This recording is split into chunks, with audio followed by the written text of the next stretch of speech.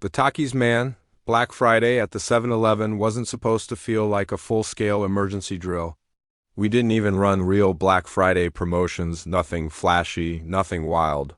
At best, we had a few discounts here and there, but nothing anyone in their right mind would trample another human being over, yet somehow the store looked like we were giving out free tickets to heaven. It was the 2019 rush. The previous year, corporate had launched that ridiculous bring-your-own-cup deal where people brought everything from flower vases to literal mop buckets for limitless Slurpees. Even though we weren't doing it this year, a surprising number of hopeful lunatics still arrived gripping giant containers, only to look betrayed when we told them no refills this year, sorry.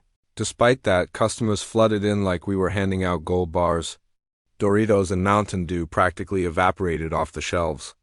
And there I was idiotically thinking this shift would be calmer than working at Target or Best Buy on Black Friday. Spoiler, it wasn't. I'd survived stampedes of angry bargain hunters before. I de-watched a man drop a 60-inch TV on his own head in a moment of pure Darwin Award brilliance. Black Friday retail had already taken pieces of my soul. 7-Eleven felt safer, smaller, simpler, but that night I was wrong. By 4 a.m., the chaos finally died. The store slipped back into its usual quiet, empty, late-night stillness. My legs throbbed from hours of standing, my brain felt like microwave popcorn, and I was so mentally drained that I made a mistake that would come back to bite all of us. I forgot to lock the back door. I had tossed some cardboard boxes out earlier and rushed back inside without thinking, a tiny oversight. A simple lapse. Something anyone could have done after a night like that. But sometimes all it takes is one unlocked door for something strange to slip inside. A few minutes later, my coworker January, who I had a massive crush on, went to the storeroom to restock the Cheetos. She had barely disappeared behind the back hallway when I heard her shout my name. Her voice wasn't irritated. It wasn't confused. It was sharp, panicked, urgent. I sprinted toward the sound, heart already pounding. And when I stepped into that small storeroom, the sight that greeted me froze me in place. There, sitting in the corner like he owned the place, was a massive, sweaty, barely clothed man out of his mind, surrounded by torn wrappers, half-eaten snacks, and a mountain of open junk food. His face was literally stained blue from Takis powder. Red Bull cans lay around him like artillery shells. He looked like a feral raccoon had possessed a linebacker. And that's when I realized he had come through the back door, the one I was supposed to lock. January stood frozen beside a tower of Cheetos boxes, her eyes wide, one hand over her mouth. The man, this enormous, shirtless stranger in nothing but shorts and a grimy white tank top, slowly turned toward us. Blue Takis dust clung to his lips and cheeks like war paint. His stomach rose and fell heavily, each breath wheezing out of him in warm, spicy fumes. He blinked at us with the lazy confusion of someone who'd just woken up on another planet. I tried to swallow my shock. Hey, buddy, you know you have to pay for that, right? For a second he didn't move. Then his face twisted like a toddler who just got caught sticking his whole hand in a cookie jar. Except this toddler weighed well over 300 pounds and had devoured enough junk food to feed a middle school cafeteria. January whispered, "Oh my God." The stranger stared at the wrappers around him as if realizing for the first time that they weren't tea-free samples. It was almost heartbreaking if heartbreaking things came drenched in Monster Energy and Takis dust. But then he stood up, and his whole demeanor changed.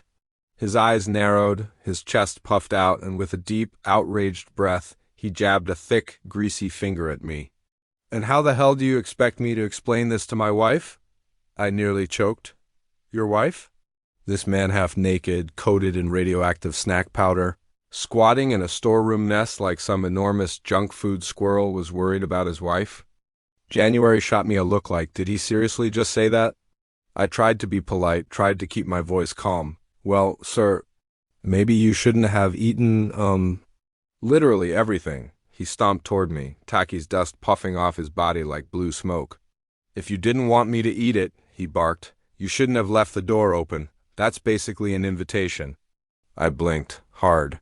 "Sir, if someone leaves their house door open, you don't walk in and start eating their food." He paused for a long, weird moment, processing that like it was a profound philosophical question. Then he shook his head, refusing to accept logic. "You're not calling the cops," he growled. "And you're not calling my wife, okay?" I said, hands raised, trying to de-escalate. "Nobody has to call anyone. Just pay for the items and you can go, simple."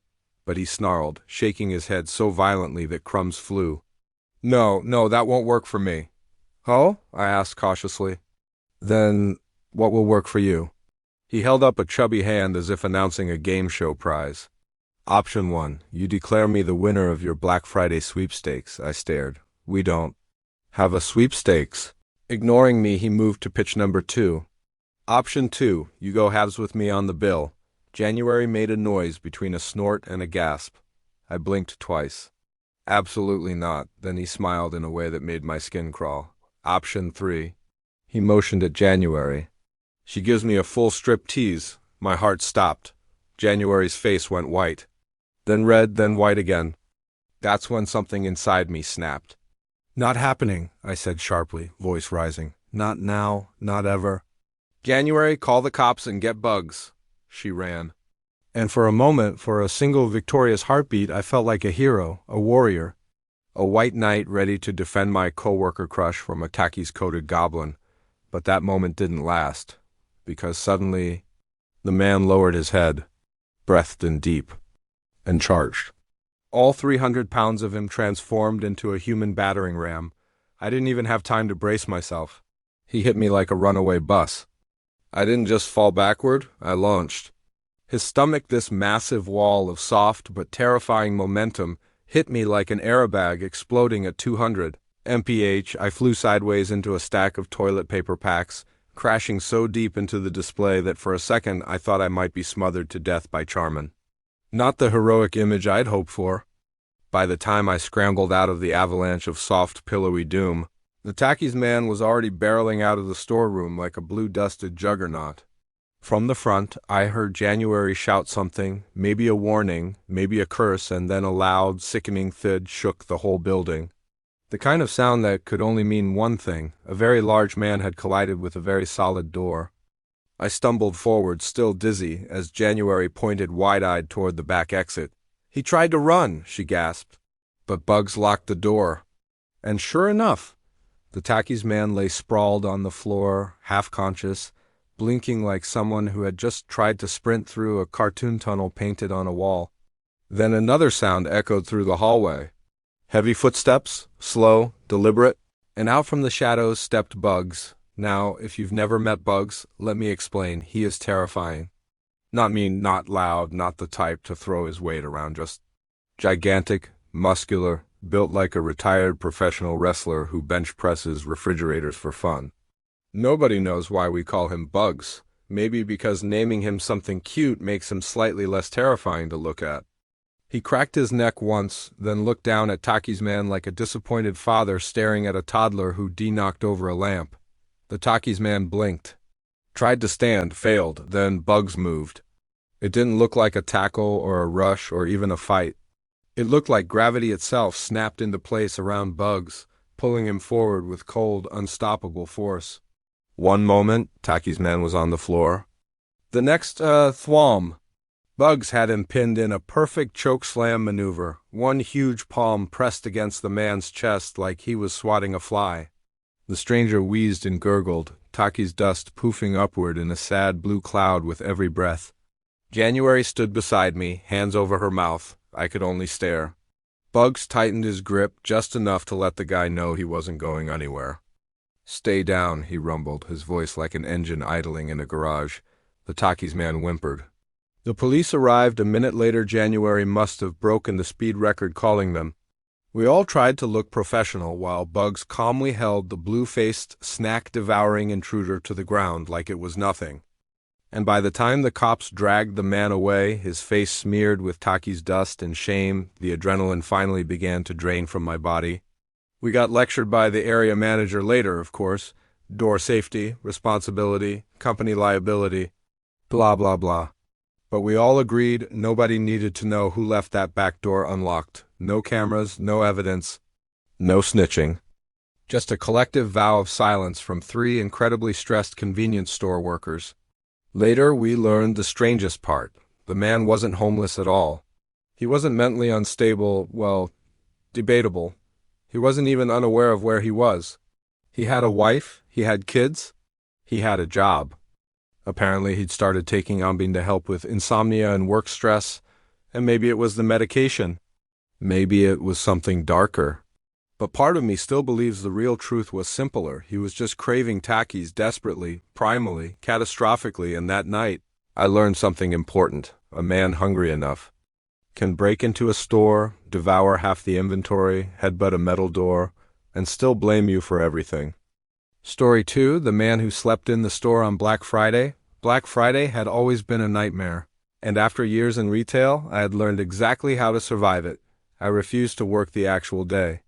No amount of overtime, free pizza, or employee appreciation could convince me to stand between desperate shoppers and a discounted air fryer. So every year as a compromise, I volunteered for the night shift before the calm before the storm, where all I had to do was help set up displays and keep the store tidy before the morning chaos. Usually it was peaceful, almost relaxing. Just me and two coworkers hanging up signs and stacking boxes in the quiet hum of fluorescent lights. That night, the store felt like any other Black Friday Eve. Too bright lighting, the smell of cardboard, empty aisles waiting for the incoming madness. I was building a pyramid of VHS player boxes, VHS players. Black Friday is weird when I heard a noise, a soft, unmistakable sound. A refrigerator door opening, then closing. I straightened up and looked around. My coworkers were across the store near the clothing section, well within sight. That sound hadn't come from them. The hairs on my arms rose. Refrigerator doors shouldn't open by themselves. Especially not the demo units. Especially not at 11 p.m., when the store was supposed to be empty. I tried to brush off the unease creeping up my spine, telling myself maybe it was just faulty hinges or the old compressor kicking on. Retail stores make weird noises. I knew that. But somehow, this didn't feel like just a noise. It felt intentional. I kept working, trying to ignore the creeping sensation that someone was watching us. A few minutes later, one of my coworkers walked over, her expression uneasy. Is there anyone else here?" she asked. I shook my head. "Just us three. Why?" She swallowed. "I swear I saw someone. A fourth person." Over by the cameras and camcorders, we both turned to look. The aisle was empty, silent, still, but one of the display cameras, the one facing outward, looked off, tilted, as though someone had touched it. A cold knot formed in my stomach. We checked the footage on the little playback screen of the display model. It wasn't meant to record for long, just demo clips, but what we saw shouldn't have been there at all. A few seconds of video. A man, middle-aged, thick mustache, Coke bottle glasses, staring directly into the camera lens. His face was blank, expressionless, like he'd been caught doing something he didn't want anyone to see, then static. The footage ended. The timestamp was unset, so we had no idea if it was from a minute ago or 3 days ago. Before we could process it, something happened that made all three of us scream. The storeroom door creaked open, slowly, deliberately, then it slammed shut, hard. We didn't run toward the storeroom. We ran to lock it from the outside, as fast as humanly possible.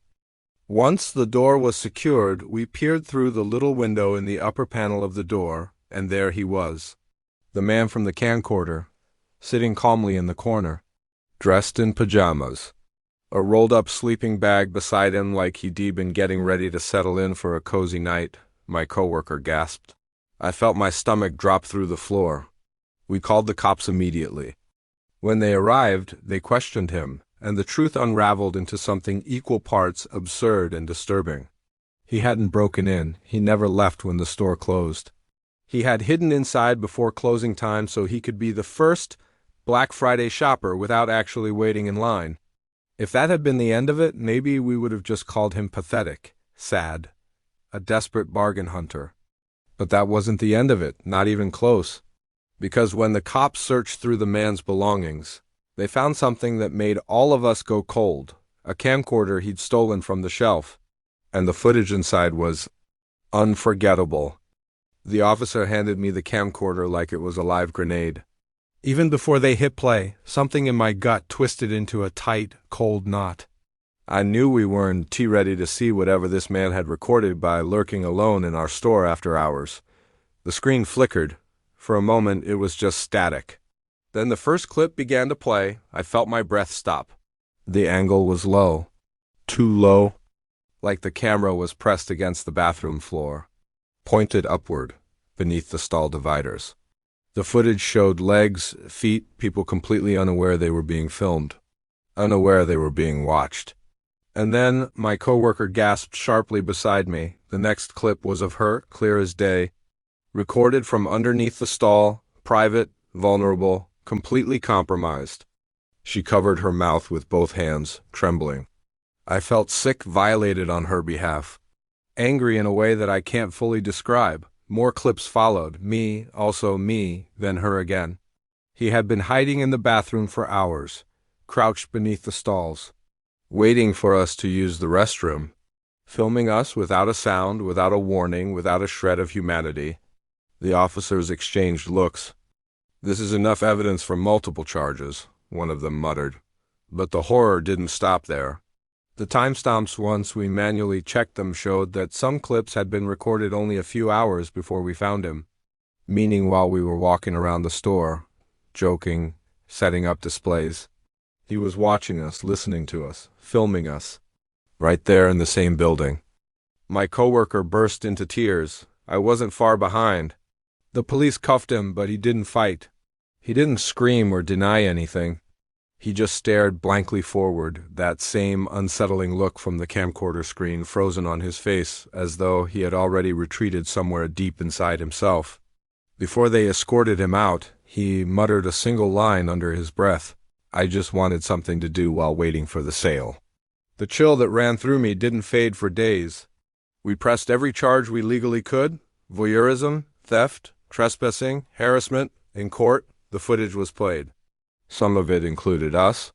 Seeing it projected on a courtroom screen made me feel exposed in a way that will haunt me forever. He got prison time. Not enough, in my opinion. Not enough to erase how violated we felt.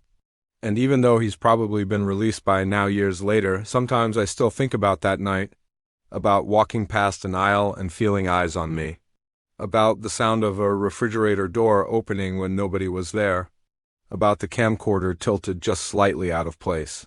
He wasn't a ghost. He wasn't supernatural. He was just a man who hid in the store, waited in silence, and watched us long before we ever discovered him. And honestly, sometimes real people are infinitely more terrifying. Story 3, The Man with the Rash Photos. I've worked at Walgreens for over 30 years. 3 decades of late-night shifts, grumpy customers, insurance headaches, and people who think pharmacists are basically just vending machines in lab coats. I've seen everything you can imagine. Or at least I thought I had, until the incident involving Jami. Jami was new. 19 years old, bright-eyed, soft-spoken, still learning how to navigate the strange ecosystem of retail pharmacy, the regulars who overshare, the confused elderly who forget what medication they're even picking up, the occasional weirdo asking strange questions about male enhancement pills. She worked checkout, not the clinical side. Her job was simple: ring up over-the-counter medications, hand out pre-filled prescriptions, smile politely, and call me or the other pharmacist if someone needed actual medical help. She didn't have the experience to know that sometimes kindness gets you into trouble. One afternoon, a middle-aged man approached Jami at the counter. I recognized him instantly. He'd been in before with his wife, sometimes with what I assumed were his 2 teenage daughters. A normal guy, nothing remarkable, nothing alarming. But this time he was alone. He leaned in and lowered his voice as if sharing something deeply personal. He told Jami he had a rash on his upper thigh, something painful, something itchy, and he felt embarrassed to show it. So instead he said he had taken a photo on his phone. Just the rash, nothing else. Jami, wanting to be helpful, agreed to take a look. From a distance, I saw her glance at the phone, nod with a polite smile, and offer him antihistamine cream. A reasonable suggestion. She handled it well. For a week, everything seemed fine. Then he came back. He said the cream helped at first, but now the rash had returned worse than before, and again he had brought a photo. But this time, the angle was different, subtly, just enough that the corner of the image showed a small sliver of his testicle. A mistake, one might claim, easy to overlook, easy to excuse. Jamie, sweet, inexperienced Jamie, blushed deeply but pushed through the embarrassment.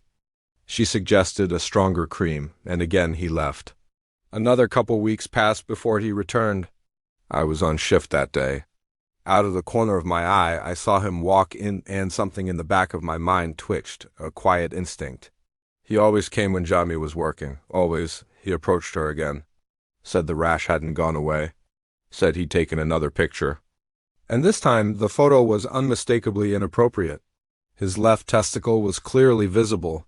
Not accidentally this time, not at all. Jamie flushed a deep red. Her hands trembled slightly, but she didn't protest, didn't push the phone away, didn't call for me.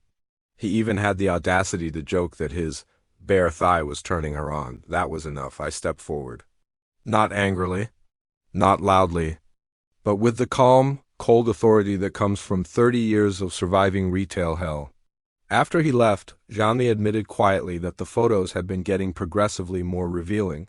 She hadn't known how to handle it. Hadn't wanted to accuse someone unfairly. Hadn't wanted to make a scene. I told her the truth. Creeps rely on politeness. They push boundaries slowly. They test how far they can go before someone says no. And this man wasn't done yet, not even close. Because the next time he came in, he didn't just cross the line, he obliterated it. When he returned again, it was a slow afternoon, one of those hours where the store feels strangely quiet, almost suspended in time. Jamie was tidying the counter, humming softly under her breath, probably trying to distract herself from the anxiety she'd been carrying since our talk. I noticed him the moment he walked in. Something in his expression was different this time. More confident. More entitled.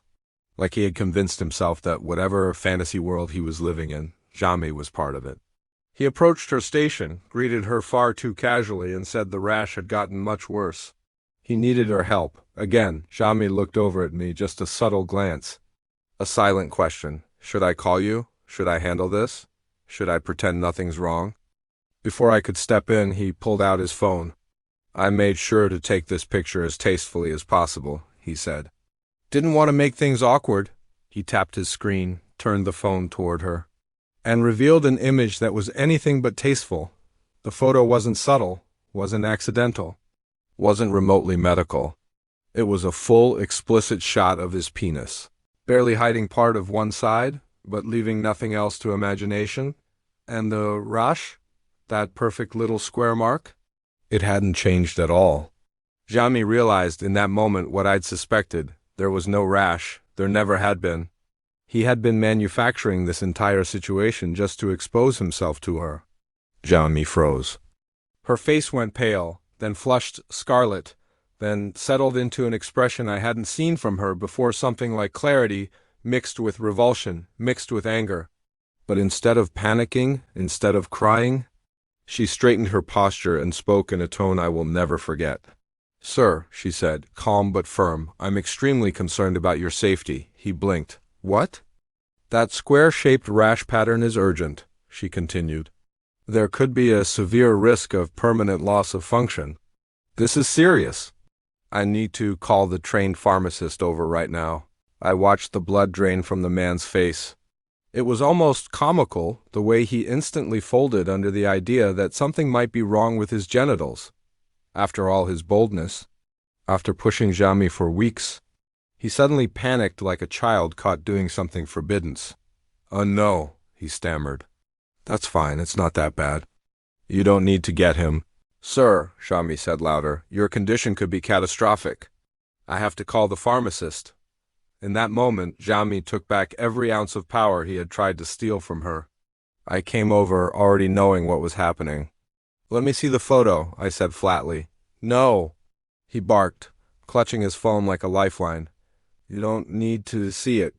It's private, I raised an eyebrow. Private? You were comfortable showing it to a 19-year-old checkout worker, he choked on his own words. stammering with the guilt of a man whose plan had just fallen apart in front of him. I didn't mean I didn't show her anything inappropriate. A lie so flimsy you could poke holes in it with a Q-tip? I stepped closer, my voice low, steady, measured.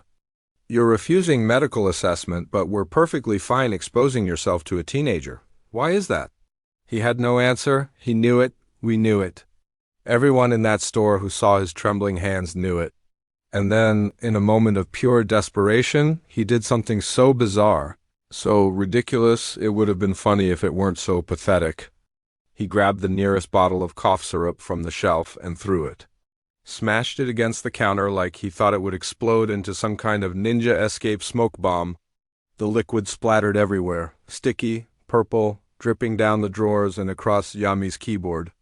Then the man turned and ran, not gracefully, not intelligently. Just a flailing panic waddle toward the door, slipping in cough syrup like a drunk penguin. He didn't get far, because as a pharmacy client, we had his full name, his address, his insurance information, and the names of his wife and daughters. We called the police, explained everything. They told us something interesting. If it had only been the photos, he might have tried to claim accidental exposure. A slimy excuse, but legally possible. But the moment he smashed the bottle, the moment he fled, intent. Clear, demonstrable intent. Enough to press real charges. His wife found out. His entire family found out, and eventually, he ended up on the offender registry. Not what he was planning when he strutted into that pharmacy with his rash, but exactly what he deserved. Story 4, Nick, the loss prevention officer. I've worked in loss prevention at my local ASTA for nearly 20 years. 2 decades of watching people steal things they don't need, lie about things they clearly did, and come up with some of the worst excuses humanity has ever produced. Let me tell you, I've seen strange people on both sides of the law. There was the buff, tattooed shoplifter who stole nothing but scented candles, as if lavender and warm vanilla were essential for his criminal lifestyle. There was one of our own checkout kids, friendly, athletic, played 5-a-side with us, who turned out to be disturbingly inappropriate around children. Retail is a circus, and the freaks come in all shapes. But none of them, came close to Nick. Nick wasn't just weird. He wasn't just misguided. He wasn't just overeager. Nick was a predator disguised as an employee. A Volf in a too-tight uniform and a fake, unnerving smile. If evil had a mid-level retail job, its name would be Nick. He was zealous, for lack of a better word. The most aggressive, obsessive loss prevention officer I've ever met. On paper, zeal is good in this line of work. We're supposed to care. We're supposed to stop theft. We're supposed to protect the store's assets. But Nick didn't enforce rules. He enforced fear. If someone tried to swipe a jar of Marmite or a pack of crumpets, Nick swooped in like a hawk spotting a mouse from a mile away. He'd march them to the security office and keep them in there for 30 minutes, sometimes more. When he walked them out afterward, they always looked different, shaken, silent, like they'd just seen something they shouldn't have. But no one ever complained. Not one, not in 20 years. Because Nick didn't just scare thieves from stealing, he scared them from speaking. People feared him more than they feared the consequences of what he might have done. Over time, we all came to assume he was simply effective in his own creepy way. Maybe he lectured them, maybe he intimidated them, maybe he just had a presence. I never pushed to find out. But then, by pure, stupid, cosmic coincidence, I found out exactly what Nick had been doing behind that locked door. And I wish to God I hadn't. It happened on a day I still replay in my head. I was in the security office, organizing old files. When don't he ask me how I managed to accidentally lock myself inside the tiny supply closet at the back of the room. Embarrassing? Yes, but that accidental mistake was the only reason the truth finally came out. I heard Nick come in. He didn't notice I was trapped in the closet, hidden behind the slatted door, able to see out but unable to reveal myself without making noise. Then I heard the security office door open again, footsteps, a girl's voice, soft, trembling. She couldn't have been older than 18 or 19. Nick's tone changed instantly. It wasn't stern, it wasn't authoritative, it was theatrical. He told her he wasn't a normal security guard. He was part of a special division, secret police. He even flashed a badge, God knows where he got it, that looked official enough in the low light to terrify anyone unfamiliar with real credentials. The girl started crying, begging, apologizing. My blood ran cold. Nick told her that she had been flagged, that the combination of items she was stealing, bread, tomatoes, and beans, was actually a coded signal used by suspected terrorists. He said his agency believed she might be carrying explosives, and unless she cooperated fully, his people could make her disappear. The girl collapsed into a chair, sobbing uncontrollably. Nick knelt in front of her. "Cooperation is simple," he said. "I need to make absolutely sure you're not wearing a wire. Take off your clothes. And let me photograph proof." My entire body tensed. I wanted to break the door off its hinges and beat him unconscious right then, but I was trapped. The girl hesitated, but the fear Nick manufactured was stronger than her instinct. Hands shaking, she began to comply. At that moment, something inside me snapped like a bone under pressure. I kicked the closet door open so hard it slammed against the wall, the sound exploding through the room. Nick froze mid-motion, camera in hand. The girl bent over the table, crying and whispering apologies she should never have had to make. All I saw was red. I didn't think. Didn't weigh consequences. Didn't care. I lunged at him. I don't remember grabbing Nick. I don't remember crossing the room. I don't remember the first punch, or the second, or the third. All I remember is the sound. A raw animal sound tearing out of my throat. The kind of sound you make only when something inside you breaks in half. Nick stumbled backwards, slamming into the wall, wheezing as I hit him again and again. And again. Maybe I should have shown restraint. Maybe I should have called the police. Maybe I should have done a lot of things differently. But in that moment, all I could see was my daughter's face. My daughter, the same age as the girl crying behind me. The same vulnerability, the same confusion, the same fear. Nick didn't get to prey on girls like that. Not while I was breathing. I grabbed him by the collar and hurled him onto the table he normally used to intimidate his victims. Papers and pens scattered across the floor as he landed hard, shell-shocked. The girl scrambled away, pulling her clothes back on, tears streaming down her cheeks. I told her to go, to leave, to be safe, to trust me, and not to call anyone yet. She hesitated, then nodded and fled. The moment she was gone, my attention returned to Nick. He tried to crawl backward, blubbering excuses through a bloody split lip. She misunderstood. I didn't. I slammed my hand onto the table beside his head. He flinched so violently the chair behind him toppled over. "Don't lie to me," I snarled. I didn't yell. I didn't need to. My voice was low and shaking, the kind of quiet that's far more dangerous than screaming. "You've been doing this for a long time," I said. "You think I don't know that? You think this is the first?"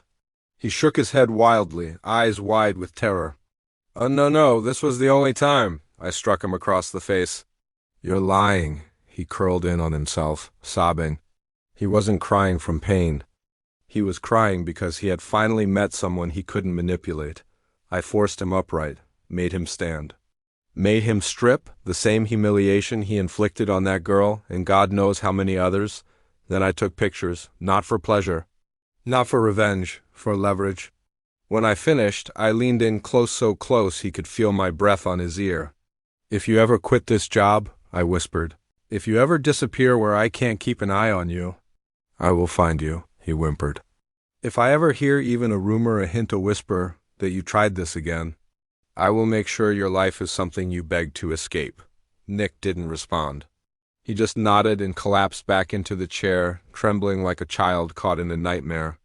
I should have reported him. I should have ended his career immediately. I should have found every girl he ever harmed and brought them justice. But real life isn't a movie. Predators like Nick slip through cracks. They intimidate victims. They twist stories. They walk free with warning letters and write-ups.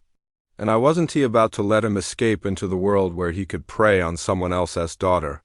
So instead I stayed. I kept working side by side with him, not because I wanted to, but because I refused to lose sight of him. To this day, Nick still works at Asta, still clocks in. Still wears that stupid uniform, still avoids meeting my eyes, because he knows I have them by the throat and I'm never letting go.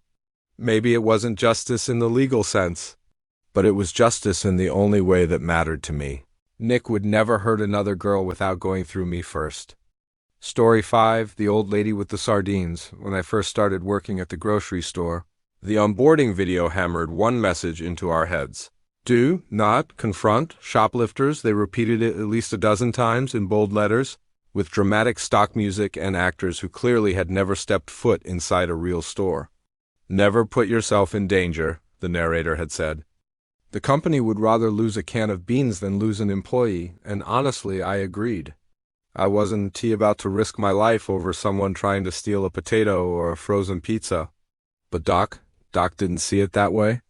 Doc was one of the new hires allowed, overly confident guy who called himself Doc, despite not being a doctor, not being a PhD, not even being particularly smart. His real name was Walter, but apparently Doc sounded more badass to him. He watched the same onboarding video we all did. He heard the same warnings. But when he left that training room, he slammed his fist on the breakroom table and declared, "No way am I letting people steal from under my nose." We just stared at him. We'd all been here long enough to know how this place worked. I even warned him, "One day, Doc, you're gonna run into someone who doesn't give a damn about the law. And you're gonna wish you listened." He just scoffed, puffing up his chest like a chihuahua who thought it was a Wolf. Weeks went by, then months. Doc remained a shelf stalker. He never got the chance to catch a thief because the real loss prevention officers handled everything. But Doc was hungry for confrontation. He wanted glory. He wanted to be a hero, and eventually, he got his chance. One afternoon, a frail old woman walked into the store, easily in her 80s. Thin, hunched, leaning heavily on a walking cane. She moved slowly through the aisles, examining items with shaky hands. She picked up a jar of prune yogurt, studied it for a full minute, then set it back down. Then she grabbed some crackers, then a can of sardines. Everything looked normal, harmless even. Just a grandmother doing her shopping. But then Doc nudged me, whispering, "Look, she put the sardines in her purse." I sighed. "Doc, she hasn't even left the store yet. You can't prove intent to steal until—" But Doc cut me off, puffing out his chest like he was preparing for battle. "You don't mess with Doc," he said. I opened my mouth to stop him. Too late. He marched straight up to the old woman. "I saw what you did," he announced, louder than necessary. "You need to come with me to the security office." She blinked up at him, confused, soft, innocent-looking. "You stole that can of sardines," he added, with intent. Her lips quivered. Her eyes grew wide. And for a split second, I almost felt sorry for her. But then, in one impossibly fast movement, the old woman reached into her purse and pulled out a butcher knife, a real one, long, sharp, gleaming. Before Doc or I could react, she screamed, "You'll never take us alive, officers," and plunged the knife straight into Doc's chest, right near his heart. Time stretched. Everything froze. Doc staggered backward, clutching the handle protruding from his chest, eyes bulging with shock. The old woman, fueled by some terrifying burst of strength, sprinted SSPRINTED toward the exit. Gone before anyone could stop her. It was chaos, blood, screaming, employees rushing toward Doc, trying to keep him conscious, trying not to faint themselves. We called 911, pressed towels against the wound, prayed. He survived somehow, barely. Doctor said the knife missed killing him by less than half an inch, but the old woman, she got away. The security footage wasn't clear. Some officers even speculated she might not have been an old woman at all, that she'd worn a disguise. A wig, makeup, a decoy. No one ever saw her again. And Doc, he never tried to play hero after that. He finally understood the onboarding video. Never confront a shoplifter, because you have no idea who you're really dealing with. Doc didn't return to work for months. When he finally did, he walked slower, spoke quieter, stood straighter but in a way that looked fragile, like he was still holding his breath, terrified the world might try to stab him again. Before the incident, Doc walked around like a sheriff in an old western. Afterward, he moved like someone who just witnessed the truth about people. The truth no onboarding video could ever fully capture. He learned the hard way that the world doesn't sort itself neatly into good guys and bad guys. That villains don't always look the part. That real danger doesn't always come with tattoos or angry brows or shady behavior. Sometimes it comes disguised as someone's grandmother. What happened shocked the entire store.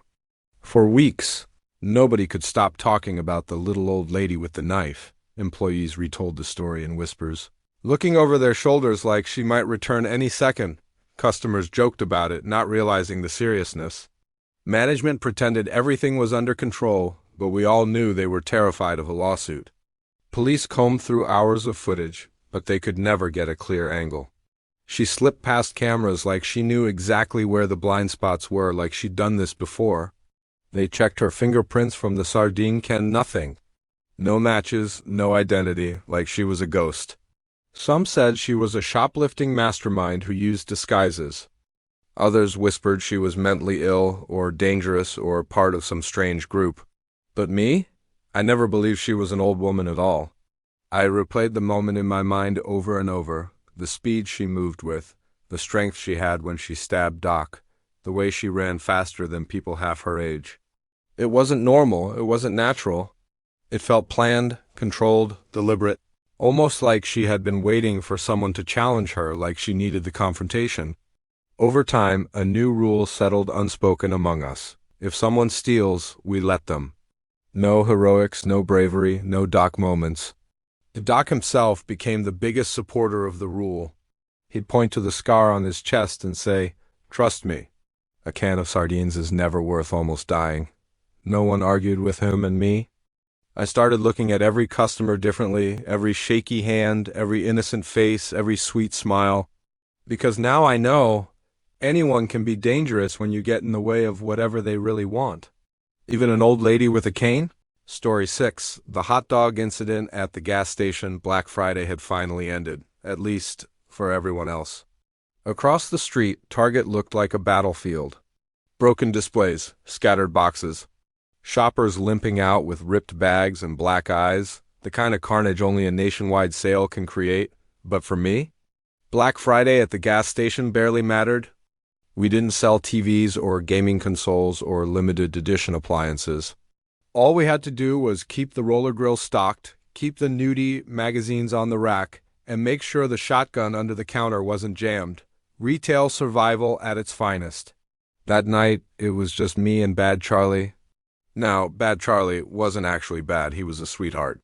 He called himself that because, in his words, my brain's kinda bad sometimes. Honestly, he was one of the kindest souls I've ever worked with. He talked to mice, gave strays bits of jerky from the store, and cried whenever someone yelled at him too harshly. That night, Charlie was mopping the floor while I debated whether it was time to throw away the old hot dogs and put fresh ones on the roller. It was, trust me. They looked like haunted sausages. I grabbed a trash bag and headed toward the roller when an old man shuffled in. He approached me slowly, eyeing the hot dogs like they were rare gems. "You tossing them, pal?" he asked. "Yeah," I said. "They're old? Want some?" He nodded. "Sure, and yeah?" "With buns, that's how you do a hot dog." His tone was sassy, but I let it slide. It was Black Friday, everyone felt a little unhinged. I let him take a few hot dogs and pointed him to the condiment station. Then I went back to fighting with the cursed Windows ME computer that barely powered half our inventory system. 10 minutes passed. Then I felt a tug on my sleeve. It was Bad Charlie, his eyes wide, his voice a nervous whisper. "Hey, we got a problem." Usually, problem meant he saw a spider and didn't want to kill it. Or someone dropped a pickle jar, or he found a mouse and wanted to adopt it. But this time, when I looked toward the condiment station, my jaw hit the floor. It looked like a crime scene. Mustard sprayed on the wall. Ketchup puddles on the counter. Relish splattered like someone had thrown a grenade filled with chopped pickles. Charlie had just cleaned it. I could practically see the steam coming out of his ears.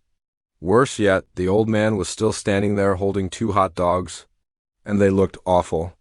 Sauce dripping, buns soggy, toppings sliding off like melting wax. He stomped toward us, furious. These doggies be a steamin' pile of overcooked she. He didn't finish the sentence before he threw them. One splattered against a poster behind me. The other hit me square in the face. Warm ketchup and mustard dripped down my cheek. I blinked, slowly. Bad Charlie gasped, horrified. That ain't very nice. He shouted, You don't look a gift horse in the mouth. Charlie grabbed the old man by the shirt, ready to defend my honor like a knight in a stained gas station apron. Before things could escalate, the front door burst open. A woman sprinted inside, out of breath, clutching an MP3 player box like it was priceless treasure. They're chasing me, she cried. I got the last cheap iPod at the Target sale, please. Please let me hide here. They want to hurt me. Normally, sure, I'd hide her. But I couldn't lock the door with angry hot dog man inside. Charlie saw my hesitation and did something unexpected. He grabbed the old man, dragged him toward the door, and shoved him outside. Then he shouted, This guy stole the lady's iPod. Somebody help her. Instantly, a mob of furious Black Friday survivors charged toward the gas station. All eyes locked on the old man. He froze for half a second, then turned and ran for his life. 5 or 6 shoppers chased him down the street, yelling like hunters chasing prey. Charlie locked the door, panting, then turned to the woman. You're safe now. She burst into tears, thanking him like he'd just saved her from a burning building. Meanwhile, I was still wiping mustard off my face, unsure whether to laugh or file a police report. Part of me felt bad for the old guy, but the part still dripping in condiments felt less sympathetic. That night I realized something. Sometimes kindness gets you nothing. But luck can turn strangers into heroes. Charlie went home that night smiling for the first time in weeks, and honestly, I can't blame him. Story 7, The Disappearance in Mexico City. Some years ago, my boyfriend Mario and I took a long-awaited trip to Mexico City. We both grew up in rough, poor neighborhoods, places where the sound of sirens and gunfire was part of daily background noise, where cartel rumors drifted through the streets like smoke. Vacation wasn't something people like us got often. Safety wasn't something we took for granted, but this trip?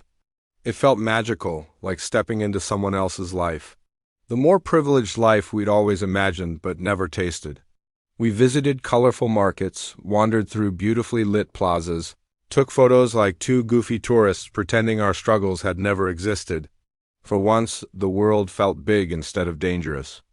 Mario was extra protective, always keeping an arm around me, always walking between me and the street, always watching over me like I was the most precious thing he had. I adored him for it, but now, when I speak about him, I speak in the past tense. Not because I know he's dead, but because the only thing worse than losing someone is losing them without answers. The night before everything happened, our guide took us somewhere unusual. A place he said tourists never go, the Capelitas. A desert shrine dedicated to Santa Muerte, Holy Death. Some people in Mexico worship God, some worship saints, some worship nothing at all. But many have turned to Santa Muerte, the skeletal lady of protection, the guardian of the forgotten, the mother of inevitable ends. Death embraces everyone equally. So many believe she is the only saint who truly listens. Our guide said that locals came here to pray for protection, for good luck, for favor, for safety against the violence and chaos that burn through the country. We brought small offerings, coins, candles, water, standing beneath the desert sky. We whispered our prayers into the cold air. Somewhere between the flickering candles and the scent of dust and incense, I felt a chill that wasn't from the wind. Mario squeezed my hand and smiled. Everything's going to be fine, he said softly. Less than 24 hours later, I never saw him again. It happened in a mall just outside Mexico City. Large, bright, safe. A place where rich families shopped and tourists browsed without worry. We wandered through clothing stores, electronics shops, and vinyl record stands. I tried on risky dresses and asked Mario which ones he liked. We laughed at overpriced gadgets. We pretended we were rich for a day. Everything felt perfect. Then Mario said he needed the bathroom. It was the first time we'd separated all day. He kissed my cheek, told me he'd be quick, and walked toward the men's room. I headed into a lingerie shop beside it. I wanted to surprise him.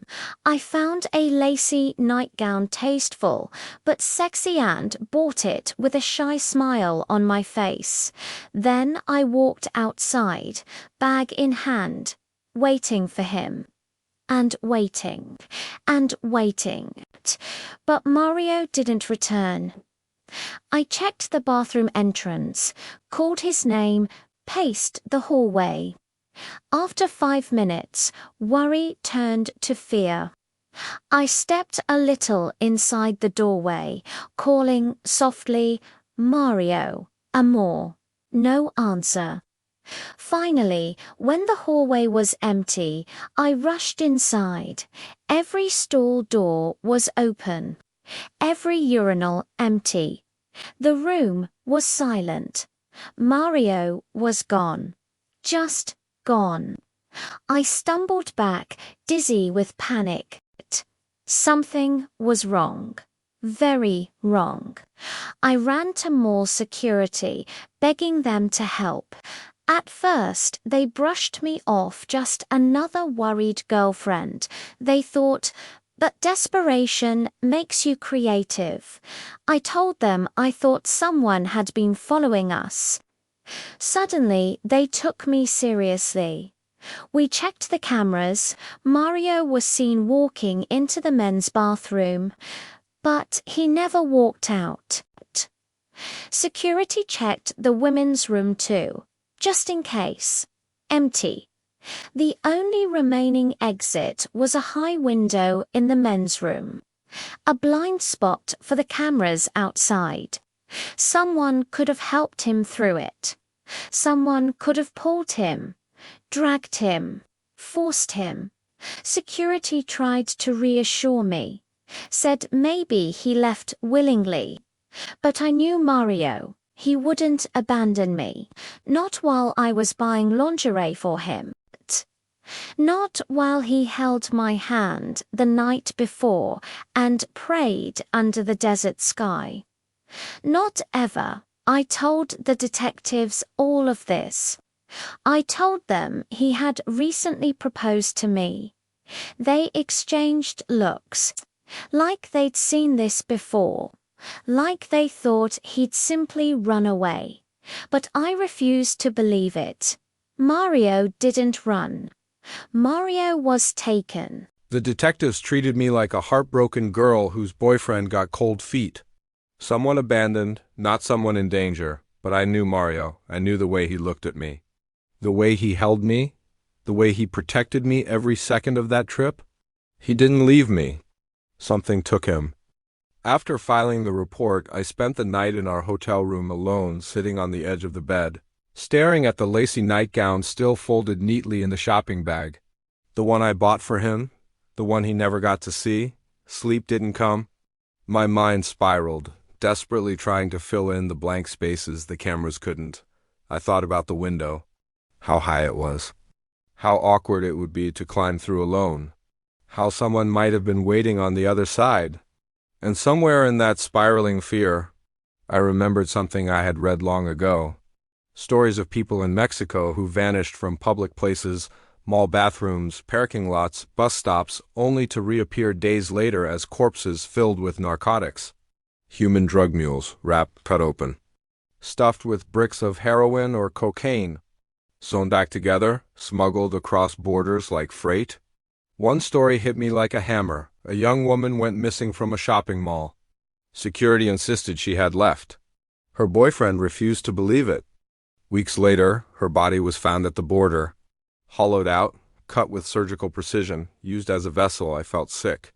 Was Mario out there somewhere, being used, being carried, being emptied? I shook so hard I couldn't breathe. I grabbed my phone and searched frantically missing person forums, cartel blogs, news archives. Everything pointed to one horrible possibility. He had been taken by people who needed a body, not a person. Someone strong enough to knock him out. Someone fast enough to drag him through a bathroom window in seconds. Someone practiced. A crew, a system. The mall we visited sat near a highway famously used by cartel transport routes. My blood turned to ice. I prayed, for the first time since childhood. Not to God, not to the saints, to Santa Muerte. I begged her to watch over Mario, to make his death merciful if he was already gone, to spare him pain, to lead him safely along whatever path lay ahead. I prayed so hard my throat hurt. I couldn't stop imagining him waking up in a dirty van, blinded, gagged, terrified. Or worse, already unconscious, his body being prepared for the unthinkable. Every night after that I dreamed of him. Walking into the bathroom, a shadow behind him, a hand clamping over his mouth, his feet being dragged, his fingers brushing the tiles as he silently disappeared through the window. Each time I woke up screaming, days turned into weeks. Then months. Mario never came back. No body. No calls? Nothing. Just emptiness? Sometimes I try to tell myself the detectives were right. That maybe, just maybe, he did climb through that window on his own. That maybe he got cold feet. That maybe he left me to avoid hurting me later, that he's out there somewhere, alive. But that explanation hurts almost as much as the alternative. If Mario abandoned me, if he chose to run, I think I would forgive him just so I could know he was still alive, but deep down, in the quiet between prayers, in the stillness of long nights, I know better. Santa Muerte has a way of taking those who are marked. And I think Mario was marked the moment we prayed at her shrine. Maybe she protected him, maybe she claimed him, maybe she gave him peace. I only know one thing for certain. Every night I still whisper his name to the bones of the dark, hoping death herself hears me and whispers back.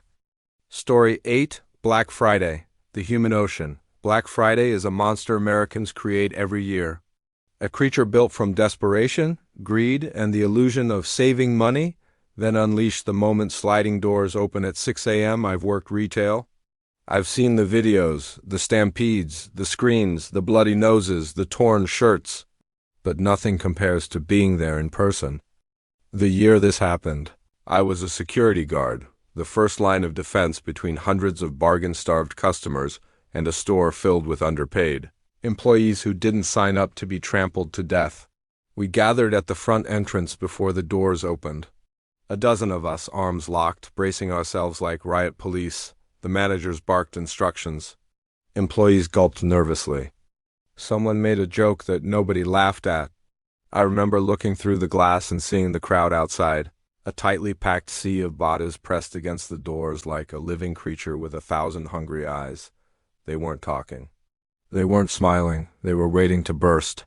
And then someone actually screamed, "Open the doors."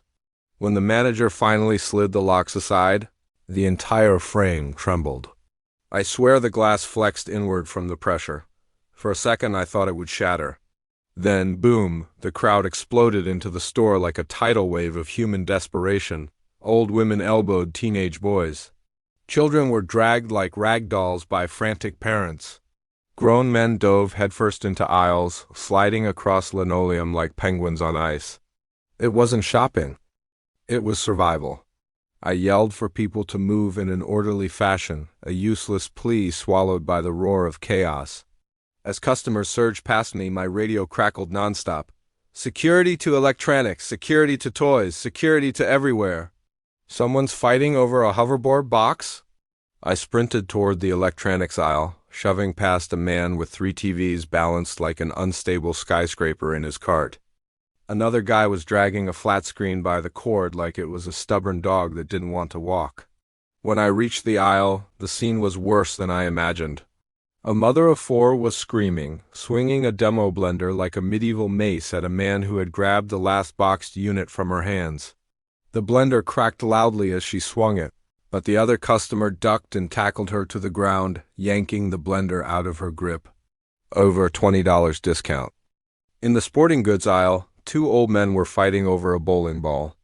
Not arguing, fighting. One lifted the bowling ball like he was about to throw the first pitch of his life and smashed it directly into the other man's knee. The pop that followed was a sound I will never forget. Further down the store, two neckbeards were engaged in a full WWE match over a pack of Magic: The Gathering cards. They slammed each other against shelves, knocking down toys, puzzles, board games, entire sections collapsing in their wake. And everywhere, people yelling, crying, pushing, shoving, bleeding. The aisles became war zones. Shelves toppled. Products spilled across the floor like the aftermath of a hurricane. At one point, I saw a grown woman bite another woman's arm over a discounted hairdryer. Another radio call. Customer down at aisle 9, broken arm.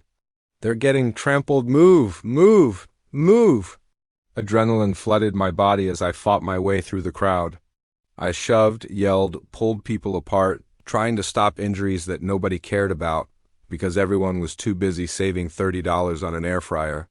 And in that sickening chaos, I saw something that broke me, a child crying on the floor, lost, tiny, terrified, and people stepped over him. They didn't even look. He was an obstacle in their path to discounted happiness. By the time we got him to safety, I felt something inside me shatter. I realized people aren't monsters because of sales. Sales reveal the monsters they already are. By the end of the day, 2 customers were hospitalized, one with a broken knee, one with a fractured arm. Multiple concussions, dozens of bruises. 3 employees quit on the spot. One had a panic attack so severe they had to leave on a stretcher. The cops told us straight, if security hadn't been here, someone would have died today. And after seeing it all, I believed them. Black Friday wasn't a sale. It was a ritual, a collective madness, a glimpse into what people become when the thin thread of civility snaps. Even after years as a security guard, I still think about that day. And sometimes, when I see a person casually looking at a TV in a store, I wonder, would you hit someone with a blender for 40% off? Even after the last customer stumbled out and the sliding doors finally shut, sealing the battlefield behind us, the chaos didn't end. The store was unrecognizable. Shelves flattened, displays overturned, boxes torn open like wild animals had ripped through them. Entire aisles looked like tornado touchdown zones, the toy section. Obliterated. Crushed action figures, ripped board games, plastic swords snapped in half. Christmas morning ruined for dozens of kids before gifts had even been bought. It was eerie, almost apocalyptic. Quiet now, but haunted by the echoes of screams, crashes, and the thunder of feet hitting tile all at once. One of the managers walked through the destruction with both hands on his head, whispering, "We lost more stock to damage than we sold." And he was right. People had destroyed thousands of dollars worth of merchandise fighting for deals that saved them pennies in comparison. I leaned against a shelf, exhausted, bruised, drenched in sweat, not sure if it was mine or someone else's, and something inside me felt wrong. Not physically, mentally, emotionally, spiritually, the kind of wrong that stays with you. I had always believed people were fundamentally decent. Imperfect, maybe, messy, but decent. Black Friday ripped that belief out of me like a root pulled from the earth. Watching people trample strangers, swing blenders as weapons, shatter knees with bowling balls, fight over pieces of cardboard filled with cheap electronics. It forced me to confront a truth I never wanted to face. When stripped of rules, crowds don't become free.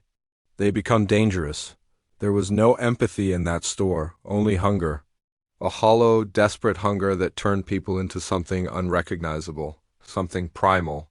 That night, when I went home, I couldn't sleep.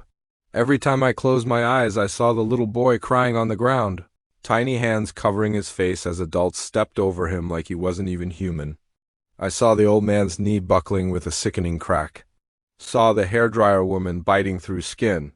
Saw the stampede of hundreds of feet surging forward as if the shelves held water in a desert. I saw customers turning on each other like wolves. I tried to rationalize it. Tensions were high. People were stressed. This was an extreme situation, but the next year the same thing happened again, and again, and again. I started therapy after that first Black Friday. I told myself it was about work stress, but deep down I knew the truth. I needed someone to tell me that humans weren't as awful as what I saw that day, that the madness wasn't a reflection of society, that empathy still existed. Some days I believe it, other days I'm not so sure. Because Black Friday taught me something I'll never forget. People don't need monsters. Sometimes they become the monsters themselves. And somewhere out there, I swear Satan is watching Black Friday compilation videos on YouTube, laughing his ass off and taking notes. The grocery store at the end of my block closes at 11 o'clock p.m. If you go after 10 o'clock p.m., you'll get some good deals on discount products. It's usually quiet, so you don't have to deal with many other customers. That night, things felt strange on my walk over. It's only a 5-minute walk, but I was certain I was being followed. I looked around and saw a guy in a pastel blue hoodie and white pants walking at the same distance behind me the entire way. If I stopped, he seemed to find an excuse to stop as well.